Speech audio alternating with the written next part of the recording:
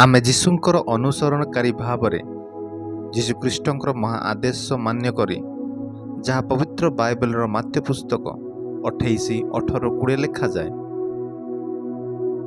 ପୁଣି ଯୀଶୁ ସେମାନଙ୍କ ନିକଟକୁ ଆସି ଆଳାପ କରି କହିଲେ, ସ୍ୱର୍ଗ ଓ ପୃଥିବୀର ସମସ୍ତ ଅଧିକାର ମୋତେ ପ୍ରଦତ୍ତ ହୋଇଅଛି। ଏତଏବ ତୁମମାନେ ଯାଇ ସମସ୍ତ ଜାତିର ଲୋକଙ୍କୁ ପିତା, ପୁତ୍ର ଓ ପବିତ୍ର ଆତ୍ମାଙ୍କ ନାମରେ ବାପ୍ତିସ୍ମ ଦେଇ ମୁଁ ତୁମମାନଙ୍କୁ ଯେଉଁ ଯେଉଁ ଆଜ୍ଞା ଦେଇଅଛି ସେହି ସବୁ ପାଳନ କରିବାକୁ ଶିକ୍ଷା ଦେଇ ସେମାନଙ୍କୁ ଶିଷ୍ୟ କର। ଆଉ ଦେଖ, ଯୁଗାନ୍ତ ପର୍ଯ୍ୟନ୍ତ ସଦାସର୍ବଦା ମୁଁ ତୁମ୍ଭମାନଙ୍କ ସଙ୍ଗରେ ଅଛି। ଏହି ବାକ୍ୟ ଅନୁସାରେ ଗୋଟିଏ ଗ୍ରାମରେ ପହଞ୍ଚିଥିଲୁ। ତାହା ଆମ ଡାୟସେସ୍ରୁ 150 କିଲୋମିଟର ଅଧିକ ଦୂର। ସେହି ଜାଗା ପାହାଡ଼, ପର୍ବତ, ନଦୀ, ବଣ, ଜଙ୍ଗଲରେ ପରିପୂର୍ଣ୍ଣ ଏବଂ ଗମନାଗମନର ଏତେ ସୁବିଧା ନାହିଁ। ସେହି ଗ୍ରାମରେ ରେଭରେଣ୍ଡ ଆକାଶ ପୌଲ, ତାହାଙ୍କ ସହଧର୍ମିଣୀ ଏବଂ ମୁଁ ସୁସମାଚାର ପ୍ରଚାର କରିବା ପାଇଁ ପହଞ୍ଚିଥିଲୁ। ସେହି ଗ୍ରାମର ଗ୍ରାମବାସୀ ଗରିବ ଏବଂ ନିରୀହ ଅଟନ୍ତି। ସେମାନଙ୍କୁ ସାହାଯ୍ୟ କରିବା ପାଇଁ କେହି ନାହାନ୍ତି। ସେମାନଙ୍କୁ ଏଜୁକେସନ ଏତେ ଭଲ ନାହିଁ। ସରକାରଙ୍କ ଠାରୁ ଏତେ ସୁବିଧା ପହଞ୍ଚି ପାରୁନାହିଁ। ସେମାନଙ୍କର ଜୀବନଯାପନ ଏତେ ଉନ୍ନତ ନୁହେଁ, କିନ୍ତୁ ସେମାନଙ୍କର ଭଲ ପାଇବା, ଆତିଥ୍ୟ ସତ୍କାର ଅତି ଉଚ୍ଚ କୋଟିର ଅଟେ। ସେଠାରେ 2 ଦିନ କ୍ୟାମ୍ପେନ୍ କରିଥିଲୁ ଏବଂ ସୁସମାଚାର ପ୍ରଚାର କରିଥିଲୁ। ତାହା ସହିତ ଏଜୁକେସନ, ଡେଭଲପମେଣ୍ଟ ସ୍କିଲ୍ ଏବଂ ସଣ୍ଡେ ସ୍କୁଲ, ୟୁଥ୍ ପ୍ରୋଗ୍ରାମ କରିଥିଲୁ। ମୋର ପାଷ୍ଟର ପ୍ରଭୁଙ୍କର ବାକ୍ୟ ପ୍ରଚାର କରିଥିଲେ ଏବଂ ଲୋକମାନେ ଆଗ୍ରହ ସହିତ ନିରବତା ଭାବରେ ଶୁଣିଥିଲେ। हमारे प्रभु आज खुशी अच्छो कि Still we are not ready. एबे पर्यंत हमारे प्रस्तुत नामु We are getting ready. हमारे निजको प्रस्तुत करूछु। Pastors are making us ready.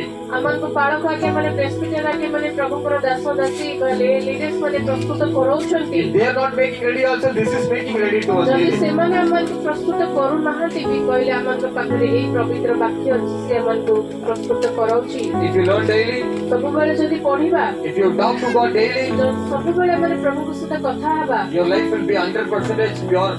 आ 100% हमनकर जीवन एमिति परिष्कार परि हे जीव। So without God, again I am saying, without God we are zero. हमारे प्रभु को भी नाम जीवन राजी किछु भी नहीं। So to see that person, or a very leader, or main leader in us world, to see that person, more people went to buy car, more people took and they went to see them. हमारे जानी जड़े letter आसिले बा मोदी जो आसिले ताको देखियो ପାଇଁ कि bike रे कि कार रे कि केमिति कि ताको एते दूर देखियो को जाईथिले, But to see Jesus Christ, କିନ୍ତୁ ଯୀଶୁ को देखियो ପାଇଁ more people are not ready. ସେଇ ସମୟରେ ମାନେ ଅଧିକାଂଶ ଲୋକ ମାନେ ଆଜି ମାନେ ପ୍ରସ୍ତୁତ ନୁହଁ। So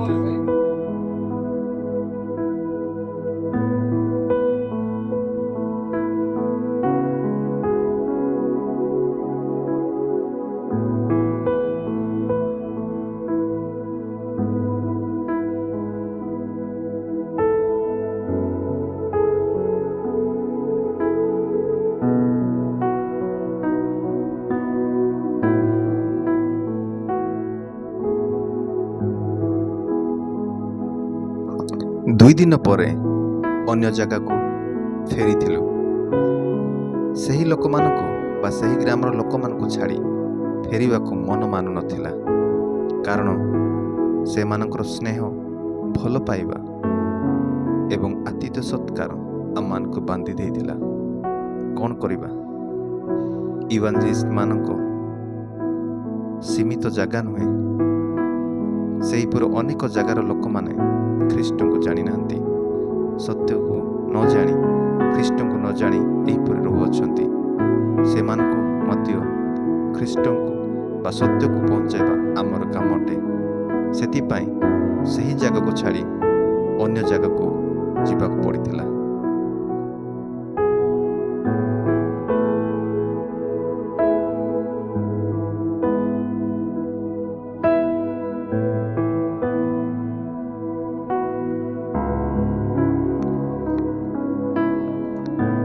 ସମସ୍ତଙ୍କୁ ପ୍ରେଜ୍ ଦ ଲର୍ଡ।